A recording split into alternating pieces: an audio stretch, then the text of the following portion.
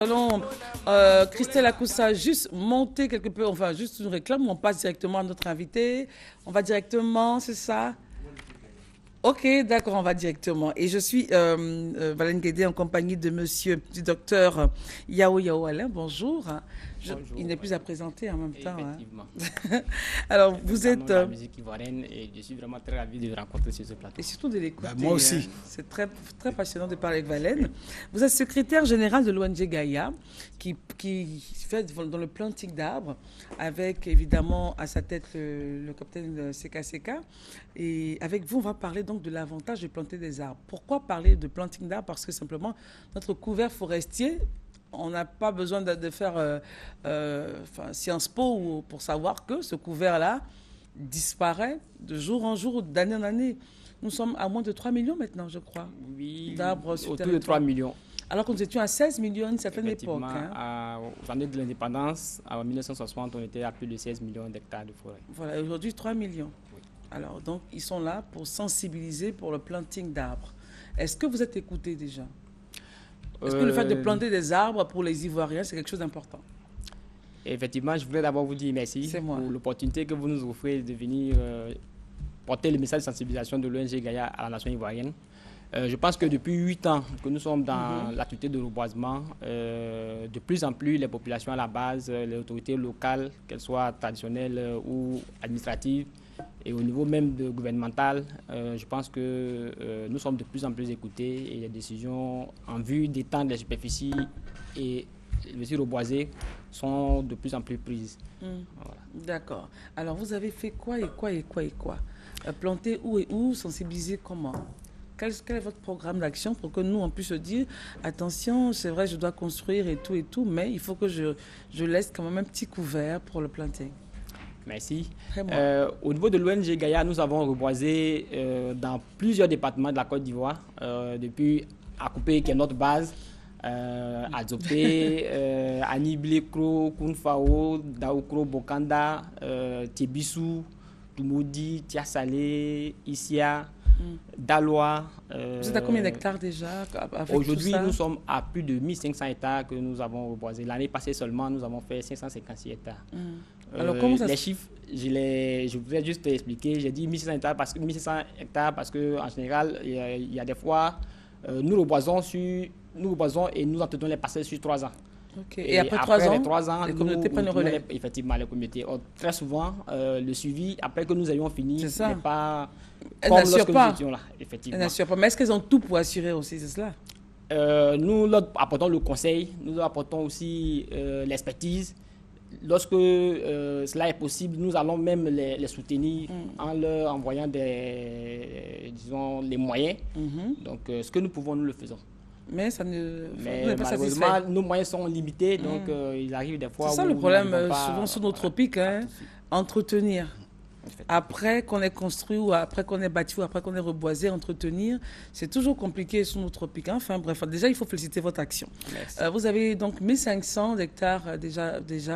Euh, Reboisé. il y a aussi l'aspect financier qui est très intéressant.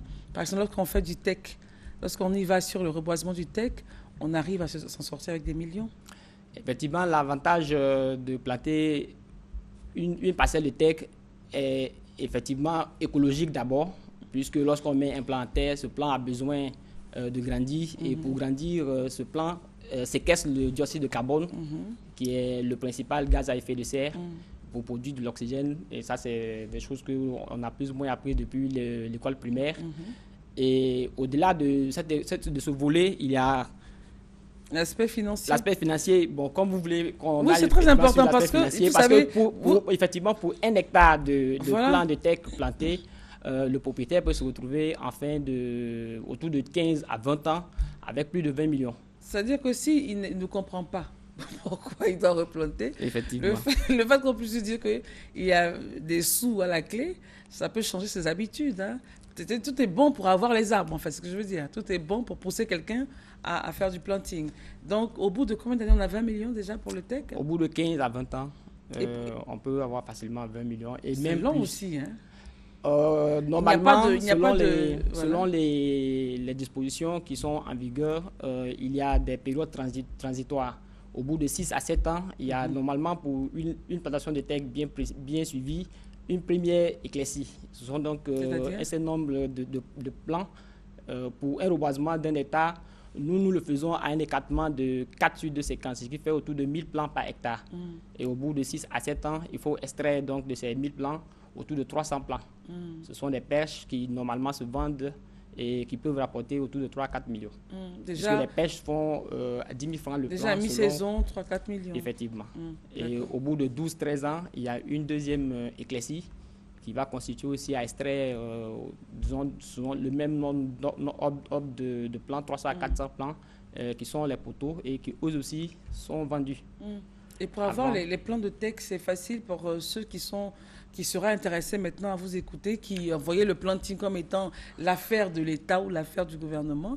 Mais déjà, maintenant qu'ils entendent qu'il y a de l'argent à la clé, est-ce qu'ils peuvent se demander, mais comment faire pour avoir les plants de teck? Je pense que pour avoir les plants de teck, véritablement, c'est aisé. Nous en produisons nous-mêmes en grande quantité. Vous-même, c'est l'ONG? L'ONG Gaïa, effectivement, en produit. Et on a aujourd'hui plus de 3 pépinières. Sur 3 sites de pépinières, on a un site de pépinière dans la forêt classée de Kassa. Kassa, c'est où? C'est à Nzianois. Nzianois, c'est? Nzianois, sur la voie. Non, on nous regarde partout dans le monde, donc il faut être très précis. Voilà, c'est sur l'autoroute, un peu avant, disons, c'est-à-dire Nzianois, c'est la première. Voilà, on fait beaucoup d'achats là-bas. Hein. On s'arrête toujours. Si vous allez sur Yamoussoukro, à Bouaké, enfin bref, vous arrêtez là et c'est en Côte d'Ivoire. Voilà, donc dans la forêt classée de Kassa, la société d'État qui gère les forêts classées a bien voulu nous mettre un espace à disposition pour y faire une grosse pépinière que nous allons utiliser donc pour faire les travaux de reboisement et faire aussi les travaux d'entretien pour le remplacement de plants. Et comme nous les commercialisons aussi, donc si il y a d'éventuelles personnes qui souhaiteraient avoir des plants, nous pouvons les mettre à leur disposition. On a aussi une autre pépinière à Daloa et puis une dernière pépinière qui se trouve à Akupé. Comme Akupé c'est la base, chaque fois il y a toutes les activités qui sont menées. D'accord.